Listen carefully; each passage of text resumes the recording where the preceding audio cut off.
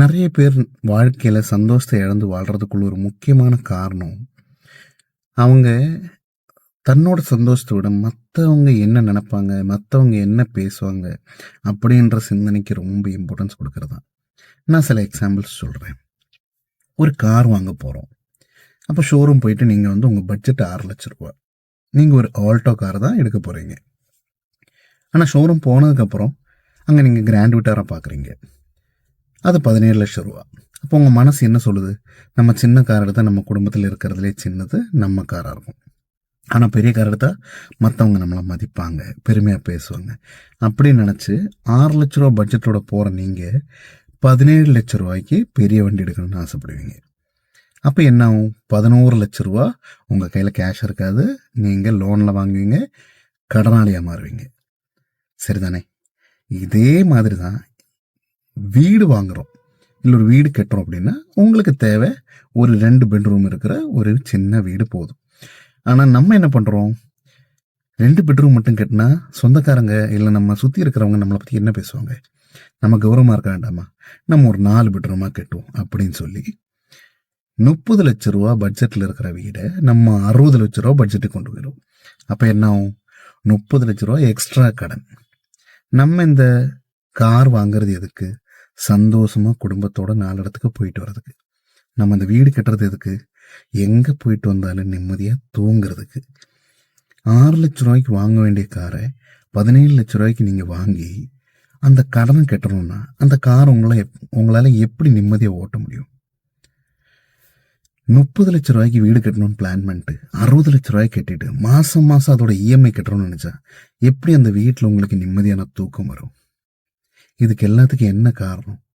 மற்றவங்க நம்மளை பற்றி என்ன சிந்திப்பாங்க, மற்றவங்க என்ன பேசுவாங்க அப்படின்ற காம்ப்ளெக்ஸ்.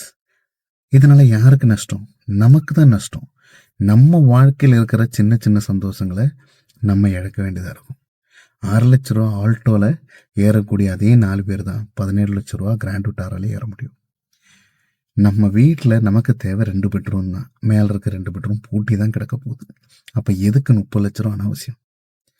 மற்றவங்க நம்மளை பற்றி என்ன பேசுகிறாங்க, மற்றவங்க நம்மளை பற்றி என்ன நினைப்பாங்க, இது நமக்கு தேவையே இல்லை. ஏன்னா இது நம்ம வாழ்க்கை. நம்ம செய்கிற விஷயங்கள் நமக்கு சந்தோஷத்தை கொடுக்கணும். மற்றவங்க இன்னைக்கு பேசுவாங்க, நாளைக்கு மாற்றி பேசுவாங்க, நாளைக்கு இன்னொருத்த விஷயம் கிடைச்சோன்னா அதை பற்றி பேச போயிடுவாங்க. ஆனால் இது நம்ம வாழ்க்கை. நம்ம வாழ்க்கை எப்படி வாழணும், நமக்கு எது சந்தோஷத்தை கொடுக்கும் அப்படின்றது நம்ம தான் தீர்மானிக்கணும், மற்றவங்க இல்லை. ஸோ மற்றவங்க என்ன நினைப்பாங்க, மற்றவங்க என்ன பேசுவாங்க, மற்றவங்களுக்கு நம்ம வாழ்க்கையில் நம்ம கொடுக்குற இம்பார்ட்டன்ஸை குறைச்சி நம்மளோட சந்தோஷங்களுக்கு, சின்ன சின்ன சந்தோஷங்களுக்கு இம்பார்ட்டன்ஸ் கொடுங்க. நம்மக்கிட்ட 6,00,000 ரூபா கார் தான் இருக்கா? பிரச்சனையே கிடையாது. அந்த கார் ஓட்டும்போது நமக்கு ஒரு நிம்மதி இருக்கா? அந்த காரில் குடும்பத்தோட போகும்போது நமக்கு ஒரு சந்தோஷம் இருக்கா? அதுதான் முக்கியம். நம்மக்கிட்ட ஒரு வீடு இருக்குது, அதில் 2 பெட்ரூம் இல்லை 1 பெட்ரூம் தான் இருக்கா? ஆனால் அந்த வீட்டில் படுத்த உங்களால் நிம்மதியாக தூங்க முடியுதா? அதுதான் முக்கியம். அவன் என்ன பேசுகிறான், இவன் என்ன பேசுகிறான், பேசுகிறவங்க 1000 பேசுவாங்க. ஆனால் எப்போவுமே மனசில் வச்சுங்க, இது நம்மளோட வாழ்க்கை. இதில் எல்லாமே நம்ம தான் தீர்மானிக்கணும். நம்ம சந்தோஷத்துக்கு தான் அங்கே இம்பார்ட்டன்ஸ். மற்றவன் என்ன பேசுகிறான், என்ன நினைக்கிறான், கண்டுக்காதீங்க. சரியா? ஒரே ஒரு லைஃப் தாங்க. சின்ன சின்ன சந்தோஷங்களுக்கு முக்கியத்துவம் கொடுங்க. வாழ்க்கை ஃபுல்லாக கடனை கட்டி அது அந்த நிம்மதி இழக்கிறத விட சின்ன சின்ன சந்தோஷங்கள் நீங்கள் பெருசாக எடுத்துக்கிட்டீங்கன்னா வாழ்க்கை அழகாக இருக்கும். சந்தோஷமாக கொண்டு போகலாம். ஒரு லைஃப் என்ஜாய் பண்ணி வாழுங்க.